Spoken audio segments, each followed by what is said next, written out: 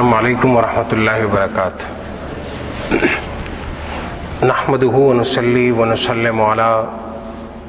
رسولہ النبی الحنین المکین الرؤوف الرحیم، اما بعد فاعوذ باللہ من الشیطان الرجیم، بسم اللہ الرحمن الرحیم۔ تلک الدار الآخرہ نجعلها للذین لا یریدون علوا فی الارض ولا فسادا والعاقبۃ للمتقین۔ صدق اللہ العظیم، والصلاۃ والسلام علی اشرف الانبیاء والمرسلین وعلی آلہ وصحبہ وعلماء امتہ وصلحاء ملتہ واتقیاء دینہ اجمعین الی یوم الدین، اما بعد۔ قرآن کریم نے انسان کی جسمانی بیماریوں کے ساتھ ساتھ اس کی اخلاقی اور روحانی بیماریوں کے بارے میں نہ صرف آگاہ کیا ہے بلکہ ان روحانی بیماریوں کا علاج بھی تجویز فرمایا ہے۔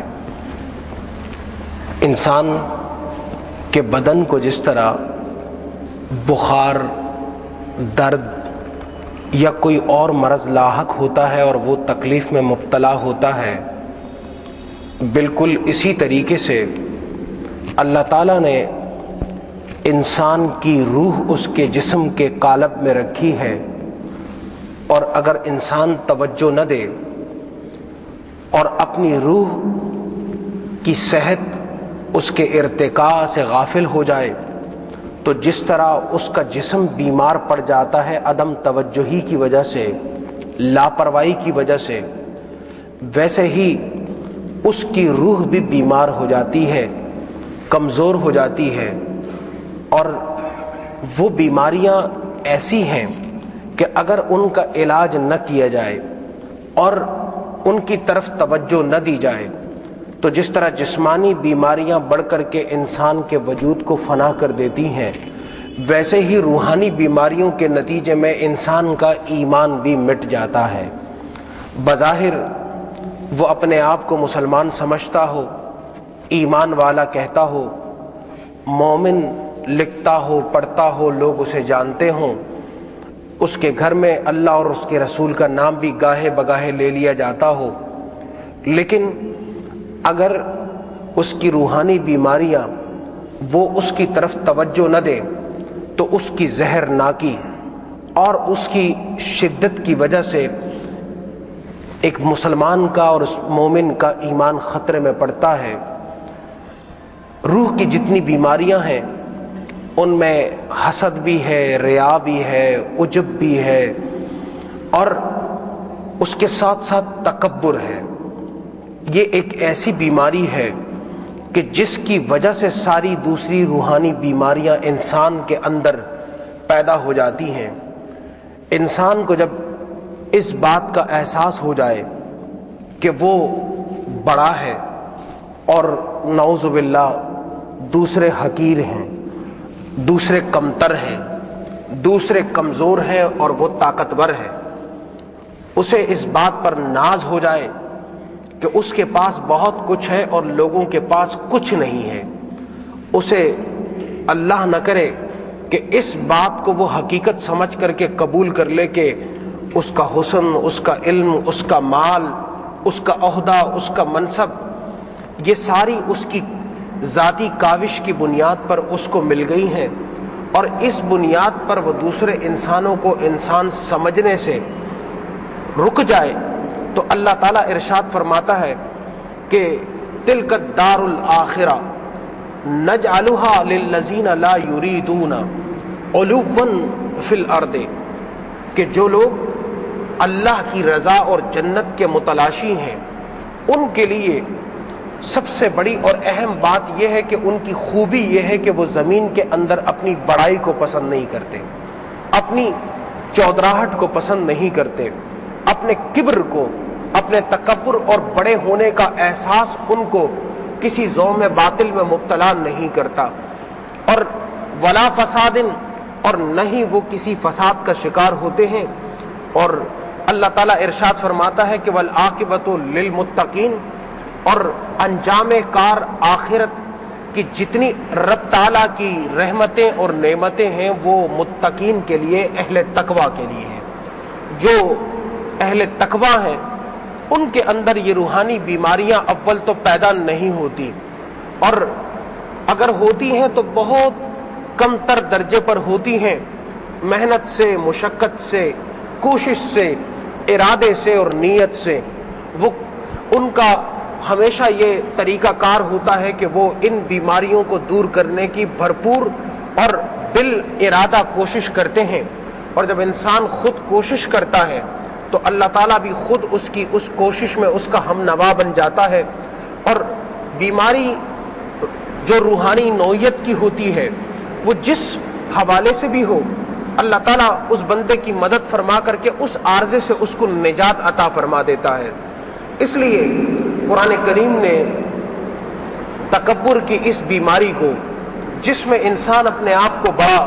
سمجھنے لگ جاتا ہے، اس نے عبادت کر لی تو اس کو خیال گزرتا ہے، گمان گزرتا ہے کہ میں نے تو بہت بڑا تیر مار لیا۔ وہ مسجد میں آ گیا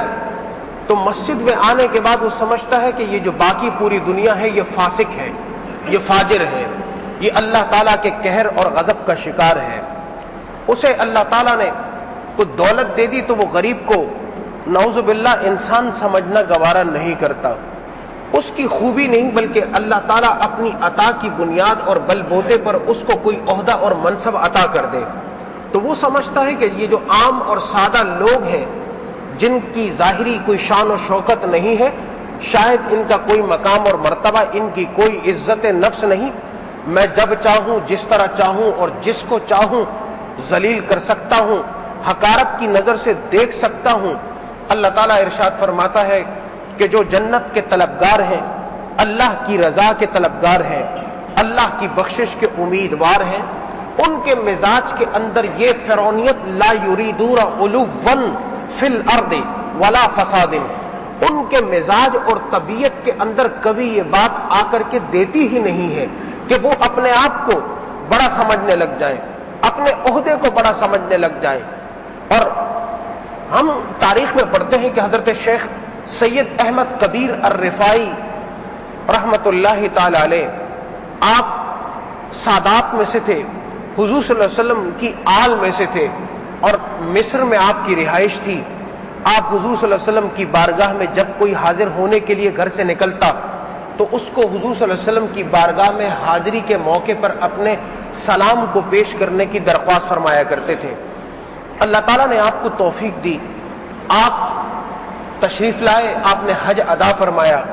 اور حج کی ادائیگی اور تکمیل کے بعد جب آپ مدینۃ المنورہ حاضر ہوئے تو آپ نے وہاں پر 4 اشعار کہے، اور وہ 4 اشعار یہ تھے کہ میں جب جسمانی طور پر حاضر نہیں ہوتا تو میں اپنی نیابت میں اپنی روح کو آپ کی بارگاہ میں بھیج دیا کرتا تھا، اور میری وہ روح میرے جسم کی غیر موجودگی میں آپ علیہ الصلاۃ والسلام کے روزہ اطہر پر حاضر ہو کر کے سلام کر لیا کرتی۔ آپ آگے فرمانے لگے کہ آقا دو عالم صلی اللہ علیہ وسلم اب میں آپ کی بارگاہ میں حاضر ہوں، اور میں اس سعادت کا متمنی اور طالب ہوں کہ اے کاش آپ کا دست اقدس آپ کے قبر انور سے باہر آئے اور میں اس کا بوسہ لے لوں۔ مورخین نے لکھا 1-2 نہیں، وہاں ہزاروں لوگ ہر وقت موجود ہوتے ہیں، اور اس وقت وہ حجرہ جو آج موجود ہے جس کے اوپر گنبد خضرا ہے، یہ قبہ شریف اور یہ صخرہ شریف موجود نہیں تھا۔ آپ قبر انور کے پاس براہ راست کھڑے ہوئے تھے۔ یہ تو بعد میں نور الدین زنگی رحمت اللہ تعالی علیہ نے یہ پورا جو آپ وہ کمرہ دیکھتے ہیں مزار پر انوار کا، وہ تعمیر کروایا۔ اس زمانے کے انگریزوں اور فرنگیوں کے اس مکر اور سازشوں سے بچنے کے لیے کہ جس میں وہ آقا کریم صلی اللہ علیہ وسلم کے جسد پاک کو وہاں سے چرانا چاہتے تھے، آپ قبر انور پر کھڑے ہیں۔ آپ نے جب یہ اشعار کہے تو دیکھنے والوں نے ہزاروں کی تعداد میں دیکھا کہ دست اقدس روزہ اطہر سے باہر آیا۔ آپ نے اس کو چوما، جب آپ چوم چکے تو اس کے بعد آقا کریم صلی اللہ علیہ وسلم کا دست پاک واپس ہو گیا، اس کی کیفیت کیا تھی، حالت کیا تھی، اس کا معاملہ کیا تھا، یہ رب بہتر جانتے ہیں، اور رسول اکرم صلی اللہ علیہ وسلم اور آپ سے محبت کرنے والے آپ کے امتی حضرت سید احمد کبیر الرفاعی بہتر سمجھتے ہیں کہ یہ کیا معاملہ تھا۔ میں تکبر کے حوالے سے بات عرض کر رہا ہوں، یہ اتنی بڑی سعادت تھی کہ اس سعادت کے حاصل ہو جانے کے بعد لوگوں کا ایک انبوہ آپ پر ٹوٹ پڑا، خلق خدا آپ کی طرف رجوع کرنے لگی کہ آپ کا اتنا مقام اور مرتبہ ہے، اور اس میں کوئی شک نہیں کہ اگر کوئی شخص بارگاہ رسالت مآب صلی اللہ علیہ وسلم سے نواز دیا جائے اور عطا کا درجہ یہ ہو کہ آپ صلی اللہ علیہ وسلم کا دست اقدس خود اس کے لیے باہر آیا ہو تو یہ بہت بڑی عطا تھی، لیکن آپ نے دل میں پیدا ہونے والے معمولی سے اس تکبر کے شائبے کو بھی کچل ڈالا، اور یہ کہ میں تمام لوگوں کے مقابلے میں زیادہ بہتر ہوں، زیادہ اچھا ہوں، آپ نے یہ کیا کہ اس سعادت کے حصول کے بعد مسجد نبوی کے اس مین دروازے پر، مین گیٹ پر چلے گئے اور وہاں لیٹ گئے۔ لوگ کہنے لگے حضرت یہ کیا ہے؟ فرمانے لگے کہ میرے دل میں بڑائی کا ہلکا سا شائبہ پیدا ہوا ہے، اب جب تم مسجد کے اندر جاؤ تو میرے اوپر سے پھلانگ کر کے جاؤ۔ اور وہ لیٹے رہے، لوگ پھلانگ پھلانگ کر کے جاتے رہے، اور اس کے بعد جا کر کے آخر میں آپ اٹھے تو آپ نے اس وقت فرمایا کہ اب جا کر کے میرے اس نفس کے کبر اور بڑائی کے مرض کا علاج ہوا۔ اس لیے انسان کو اللہ تعالیٰ کوئی تھوڑی سی نعمت دے دے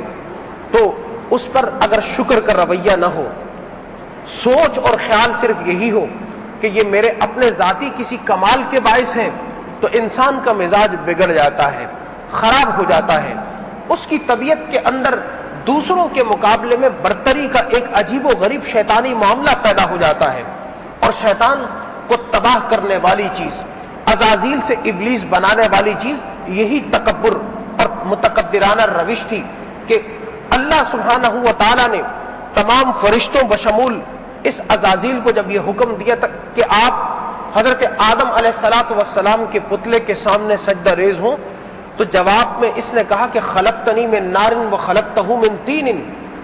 اے باری تعالیٰ تو نے مجھے آگ سے پیدا کیا ہے اور اسے مٹی سے پیدا کیا ہے آدم علیہ السلام کو، میں آگ کا ہو کر کے جو آگ اٹھتی ہے، جلا دیتی ہے، طاقتور ہوتی ہے، قوت والی ہوتی ہے، فنا کرنے والی ہوتی ہے، میں آگ سے بنا ہوا ہونے کے باوجود بھی مٹی جو پاؤں کے نیچے آتی ہے، جسے لوگ رونتے ہیں، جس کے اوپر چڑھ کر کے لوگ گزرتے ہیں، چلتے ہیں، میں اس کے سامنے سجدہ ریز نہیں ہو سکتا۔ اس تکبر کے مرض نے اسے بارگاہ خداوندی سے اپنے لاکھوں سال کی عبادت کے باوجود بھی اور ملائکہ کی سرداری کے مقام اور منصب پر فائز ہونے کے باوجود بھی راندہ درگاہ کر کے رکھ دیا۔ اس لیے مزاج کے اندر تکبر، اس سے ہم سب کو بچنے کی کوشش کرنی چاہیے۔ ہماری گفتگو میں تکبر، ہمارے زبان و بیان میں تکبر، ہم اپنے لباس کی وجہ سے متکبرانہ روش اختیار کر بیٹھتے ہیں۔ کوئی بڑی گاڑی میں بیٹھ رہا ہے تو اس وقت اس کے دل میں اگر یہ خیال پیدا ہو جائے کہ یہ سائیکل پر چلنے والے، اسکوٹر پہ چلنے والے، چھوٹی گاڑیوں میں چلنے والے اور پیدل چلنے والے، ان کا تو کوئی مقام اور مرتبہ نہیں ہے، ان کی کوئی عزت نہیں، تو نعوذ باللہ یہ جو تکبر ہے یہ اس بندے کو برباد کر کے رکھ دیتا ہے۔ قرآن کریم نے اس کی اتنی مثالیں بیان کی ہیں، آپ سورہ کہف پڑھیں، سورہ کہف میں پورا ایک رکوع اس متکبرانہ عادات اور اس متکبرانہ روش کی مذمت اور اس کے نتیجے میں آنے والی پوری تباہی کا ایک منظر پیش کرتا ہے۔ جب آپ سورہ کہف کو پڑھتے ہیں تو وہاں پر یہ آیت یہاں سے شروع ہوتی ہے کہ وَضْرِبْ لَهُمْ مَثَلًا رَجُلَيْنِ، کہ آپ ان لوگوں کے لیے ان دو آدمیوں کی مثال کو بیان کریں۔ وہ دو آدمی کون تھے؟ وہ دو آدمی وہ تھے کہ جن کی آپس میں دوستی تھی، کاروبار شریک تھا، دونوں نے اپنے کاروبار کو بیچ کر کے اس کی رقم کو حاصل کیا، اور جو رقم حاصل ہوئی ایک کے ہاتھ میں 3000 دینار اور دوسرے کے ہاتھ میں 3000 دینار آئے، ایک نے اس سے اپنے باغات کو اگایا، 2 باغ اور بڑے بڑے باغ اس نے اگائے، اور باغ بھی کیسے تھے کہ بیچ کے اندر کھجور کے درخت تھے اور چاروں طرف آناب یعنی انگوروں کے لٹکتے ہوئے خوشے اور انگوروں کے درخت تھے، اور اس کے مال، اس کے بچے، اس کا کر و فر، اس کا مقام و مرتبہ، اس کی عزت اور لوگوں میں اس کی بات، یہ سب باتیں ایسی تھیں جس نے اس شخص کے مزاج کو بگاڑ دیا۔ دوسری طرف جو یہ پہلا شخص تھا، اس نے 3000 دینار حاصل کیے، اور ان 3000 دیناروں میں سے 1000 دینار اس زمانے کے جتنے فقراء و مساکین تھے ان پر خرچ کر دیا۔ دوسرا 1000 اس نے تمام غریبوں کو جو اس پورے خطے میں رہتے تھے ان کے کپڑوں کا بندوبست کر دیا، اور تیسرا 1000 لوگوں کے کھانوں کے لیے وقف کر دیا کہ اگر کوئی مفلسی کا مارا ہوا ہے، فقر کا ستایا ہوا ہے، یا کسی اور مصیبت کا ستم رسیدہ ہے تو وہ آ کر کے اس کے دسترخوان پر کھانا کھا سکتا ہے۔ یہ 3000 روپے اس نے خرچ کیے، اور کسی کام، بعض مفسرین نے ملاقات کی بات کی، بعض نے حاجت کی بات کی، اس غرض سے نکل کر کے اپنے اس دوست کے پاس چلا جاتا ہے جس کے پاس یہ سارا کر و فر ہوتا ہے۔ اس نے 1 روپیہ بھی اللہ کے نام پر نہیں لگایا ہوتا، وہاں پہنچ کر کے اس سے کچھ پیسوں کا طلبگار بنتا ہے۔ وہ کہتا ہے کہ میں نے اپنی دولت کو یہاں پر انویسٹ کیا اور اس کے نتیجے میں یہ کچھ مجھے ملا، تمہاری دولت گئی کہاں؟ اس نے بتایا کہ میں نے اپنی دولت اس سے زیادہ اچھی جگہ پر انویسٹ کر دی ہے اور وہ اللہ کو دے دی ہے، اور میں سمجھتا ہوں کہ اب اس کا بدلہ اس سے زیادہ بہتر مل جانا ہے۔ کہنے لگا تو پھر تم تو فقر کے مارے ہوئے ہو، تم تو غربت کے اور تنگ دستی کا شکار ہو گئے ہو، تمہارا پیسہ کہاں پر پتہ نہیں صرف ہو گیا، ضائع ہو گیا۔ وہ کہنے لگا کہ اللہ اللہ کرو، اللہ سے ڈرو اور اللہ کا شکر ادا کرو کہ اللہ تعالیٰ نے تمہیں یہ ساری نعمت عطا کر رکھی ہے۔ کہنے لگا کہ پہلی بات تو یہ ہے کہ میں اس طرح کی کسی بات پر یقین نہیں کرتا، اور دوسری بات کہا کہ بالفرض اگر میں مرنے کے بعد اٹھایا بھی جاؤں، یہ ذہنیت اس وقت بھی تھی، یہ ذہنیت آج بھی ہے، اور یہ ذہنیت قیامت تک باقی رہے گی کہ جہاں جہاں مادیت پرستی ہوتی ہے وہاں آخرت کی بات کو اچھا نہیں سمجھا جاتا۔ قبر کی بات آپ کریں تو سننے والے کی جبین پر شکنیں نمودار ہونے لگتی ہیں۔ آپ آخرت کی برزخ کی دوبارہ اٹھنے کی بات کریں، جن کے صبح سے لے کر کے رات تک کے اوقات دولت کو کمانے میں گزرتے ہیں، جو اپنے جاہ و منصب کے حریص ہوتے ہیں، ان کے لیے یہ بات قابل قبول نہیں ہوتی کہ آپ ان کے سامنے مرنے کی بات کریں، جہنم کی بات کریں، جنت کی بات کریں۔ وہ اس طرح کی باتیں سننا پسند نہیں کرتے۔ آپ ان سے دنیا کی باتیں کریں تو ان کا دل بڑا خوش رہتا ہے۔ یہ ازل سے مادیت پرستوں کا وتیرہ رہا ہے۔ کہنے لگا اگر میں اول تو اٹھنا نہیں، اور مر کے اٹھا بھی تو اللہ تعالیٰ نے جس طرح مجھے یہاں دولت سے اور نعمتوں سے نوازا ہے تو وہاں پر بھی میرے ساتھ یہی معاملہ ہوگا۔ حالانکہ یہ دنیا کا معاملہ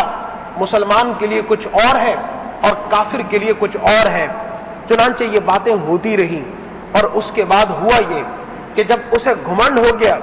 کہ اس کا اتنا بڑا باغ، اس کی اتنی بڑی پراپرٹی، تو قرآن کریم کہتا ہے کہ یہی شخص ہے جا کر کے صبح اپنے باغ میں داخل ہوتا ہے تو دیکھتا ہے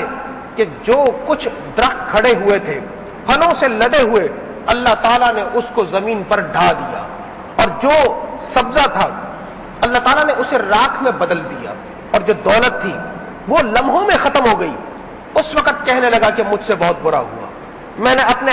آپ پر بڑا ظلم کیا۔ لیکن مسئلہ یہ ہے کہ جب انسان اچھی حالت میں ہوتا ہے اور اس کو اس وقت رب کا شکر ادا کرنا ضروری ہوتا ہے تو وہ اللہ کو بلا دیتا ہے، اور اللہ کو بلانے کے پیچھے بھی بہت بڑا جو ایک عنصر اور ایک روحانی بیماری ہے وہ اسی کبر کی ہے، اسی تکبر کی ہے۔ انسان جب اپنے آپ کو جبابرہ میں سے سمجھنے لگتا ہے، اپنے آپ کو بہت زیادہ پاورفل سمجھنے لگتا ہے، اور اسے یہ گھمنڈ ہو جاتا ہے کہ میرے پاس جو کچھ ہے یہ سدا رہنے والا ہے، تو پھر وہ اس طرح کی باتوں کو سننا پسند نہیں کرتا. عبادت کی باتیں بھی اسے اچھی نہیں لگتی، اسے اللہ کی اطاعت کی باتیں بھی نعوذ باللہ اچھی نہیں لگتی. آپ اس کے سامنے کوئی اللہ اور اس کے رسول کی کوئی بات کر دیں تو وہ بھی اس کے مزاج کو کوئی بھلی نہیں لگتی، بڑی مشکل سے سنتا ہے، اور آگے سے اس کا بس چلے تو ڈال کر کے رکھ دیتا ہے. حضرت سیدنا حسین رضی اللہ تعالی عنہ حضور صلی اللہ علیہ وسلم کے خانوادے کے شہزادے ہیں. آپ کے گھر پہ آپ کی خادمہ ملازمہ ٹرے کے اندر گرم سالن لا رہی ہے، پیر اٹکا اور وہ گرم سالن سارے کا سارا آ کر کے آپ پہ گر گیا. آپ خود سوچیں، آپ کے آفس میں، آپ کے گھر میں آپ کا غلام نہیں، آپ کا ملازم اگر آپ کے ساتھ یہ کام کرے تو آپ کا رویہ کیا ہوگا؟ آپ کتنی سختی سے ریئیکٹ کریں گے؟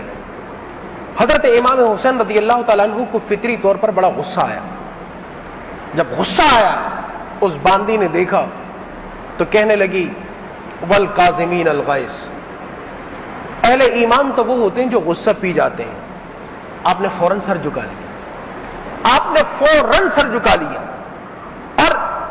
خاموش ہو گئے، کوئی لفظ اپنی زبان مبارک سے ادا نہیں فرمایا. جب انہوں نے دیکھا کہ آپ خاموش ہو چکے ہیں تو فرمایا والعافین عن الناس، کہ وہ ہیں اہل ایمان جو لوگوں سے عفو درگزر کرتے ہیں، معاملے کو چلتا کر دیتے ہیں.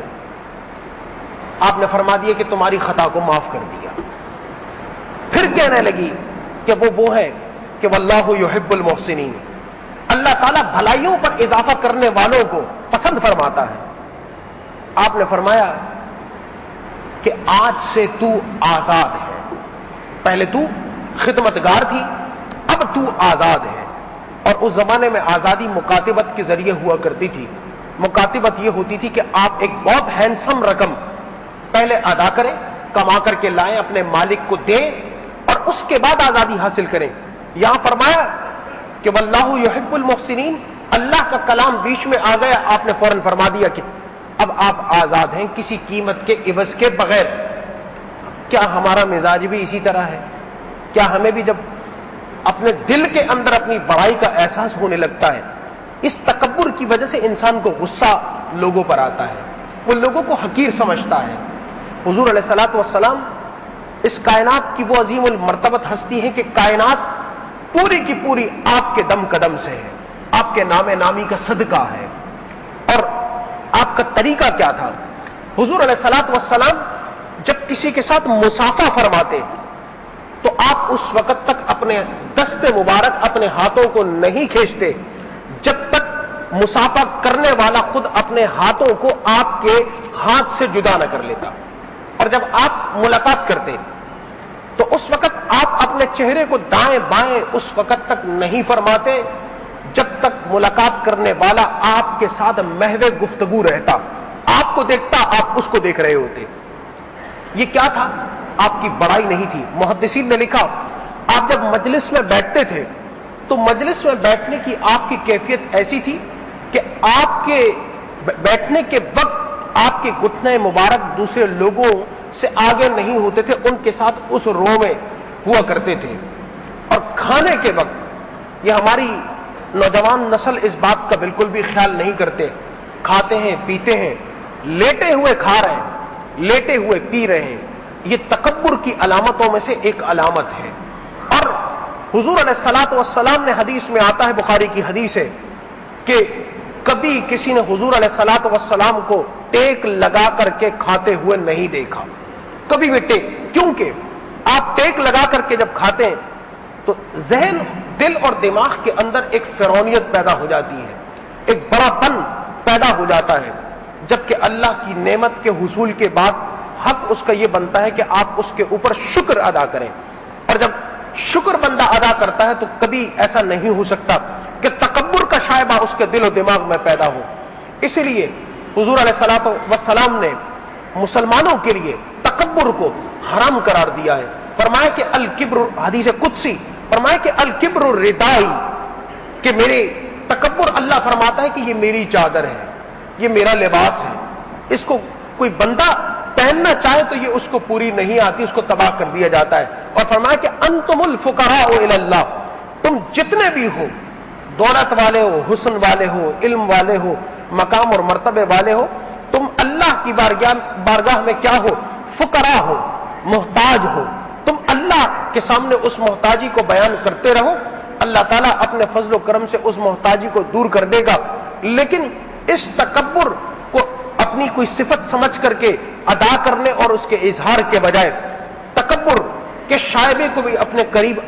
آنے دینے سے گریز کرنا چاہیے۔ یہ جو سپیریورٹی کمپلیکس پیدا ہو جاتا ہے انسان کے اندر، یہ احساس پیدا ہو جاتا ہے کہ وہ برتر ہے، تو کوئی انسان برتر نہیں۔ اللہ تعالیٰ نے سب کو مٹی سے پیدا کیا ہے اور سب وہی غذا کھاتے ہیں جو تمام انسان کھاتے ہیں۔ جو مقام، منصب، عہدہ، مرتبہ، دولت، مال اللہ نے کسی کو زائد عطا کر دی ہے تو یہ صرف امتحان کے لیے ہے، اور اس کے لیے فرمایا کہ جو اس امتحان کے ذریعے سے آخرت کی کامیابی حاصل کرنا چاہتا ہے وہ اللہ کے حضور لا یرید علوا فی الارض، وہ زمین کے اندر اپنے بڑائی کو اور اپنے بڑائی کے اظہار کو لوگوں سے طلب نہیں کرتا، اپنی کبریائی کو نعوذ باللہ لوگوں کے سامنے اس کا اظہار نہیں کرتا۔ ہمیں اس بات کی طرف توجہ دینے کی ضرورت ہے کہ ہماری زبان، بیان، گفتگو، ہمارے جو فیشل امپریشن ہے، چلنا پھرنا ہے، لباس ہے، تراش خراش ہے، معاملات ہیں، اس میں کئی تکبر اور تکبر کا شائبہ تو نہیں آتا۔ اگر آتا ہے تو اس کی ہم سب کو اصلاح کی ضرورت ہے، اور اصلاح یہ ہے کہ ہم نیت کے ساتھ تواضع بھی کریں اور نیت کے ساتھ اللہ کے حضور اس کی دی ہوئی نعمتوں کا بار بار شکر ادا کرتے رہیں، تو خود بخود ہماری اصلاح ہوتی چلی جائے گی۔ اللہ تعالی ہم سب کو اپنی اصلاح کی توفیق عطا فرمائے، آمین۔ وما علینا الا البلاغ المبین۔